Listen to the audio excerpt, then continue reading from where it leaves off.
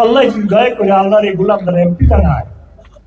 এখন আর নেতাদের কথা উঠে যে আমি মুরাদনগর চালাবো না, আমি চালাবো জনগণের কথা অনুযায়ী মুরাদনগর চলবে। যারা আমাকে ভোট দিয়ে নির্বাচিত করবে তাদের পরামর্শ নিয়ে এই মুরাদনগরকে চালাবো ইনশাআল্লাহ। সৎ, নিষ্ঠাবান, ভালো মানুষদেরকে নিয়ে নেতা বানাবো, তাদেরকে নিয়ে কাজ করবো। যারা চাঁদাবাজ, যারা দুর্নীতিবাজ, যারা সমাজে খারাপ হিসাবে চিহ্নিত, তাদেরকে নিয়ে রাজনীতি করবো না। তারা আমার চাওয়া পাওয়ার আর কিছু না, আমার চাওয়া পাওয়ার কিছু আছে? আল্লাহ যে আমার আন বইলে চিন্তা করছিলেন আপনারা? আল্লাহ কুদরতিভাবে আল্লাহর গোলামরে নিয়ে আসছে। আমি আপনাদের একজন কামলা, আপনারা আমার নেতা। এবার আমি সিদ্ধান্ত নিয়েছি, আল্লাহ আমার এমপি বানান।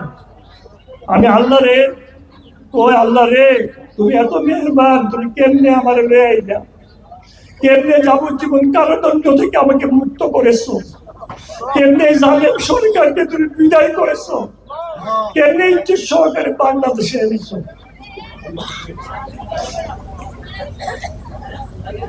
আল্লাহর শুকরিয়া আদায় করার মতো ক্ষমতা কি আমাদের আছে? সারা জিন্দগি সাজদা করে থাকলে আল্লাহর শুকরিয়া আদায় হবে।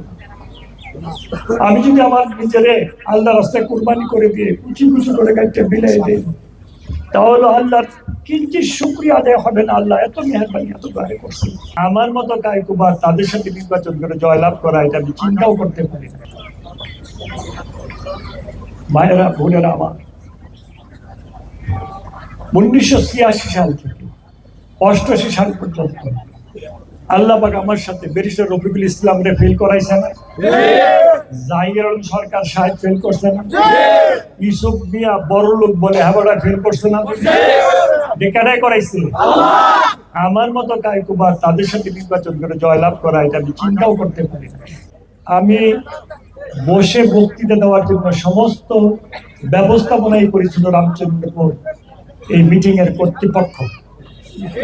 আমি মনে করলাম আমি কাইকুবাইতে আজকে আল্লাহ আমার 17টা বছর ধরে আনছে রামচন্দ্রপুরে, আর রামচন্দ্রপুর ভাইয়েরা বোনেরা অনেক পিছনে বসা আছে, অনেকে ডাইনে বসা আছে, অনেকে বাইরে বাইরে বসা আছে।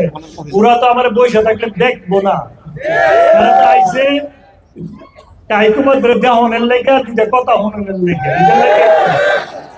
এই জন্য যদি আমার হিপের ক্যাপটা ভাঙ্গা 2009 সালে ভেঙে গেছিল, জানেন আপনারা, সিঙ্গাপুরে অপারেশন হয়েছে, তবুও আমি দাঁড়িয়ে বক্তৃতা দিচ্ছি এই জন্য, আমার ভাইদের জন্য, আমার বোনদের জন্য, ওনারা যেন আমার কথা শুনে এবং আমাকে দেখে। আর আমিও যেন ওনাদের চেহারাগুলি দেখি, দেখে যেন আমার কলিজাটা ঠান্ডা হয়। গতকালকে আমি আল্লাহর ঘর থেকে আসছি উমরা করে। অনেকে জিগায় নির্বাচন ভালো হয়, আপনি আইফোন নেন? আমি তো মালিক তো আল্লাহ, সিদ্ধান্ত দেওয়ার মালিক তো আমার আল্লাহ।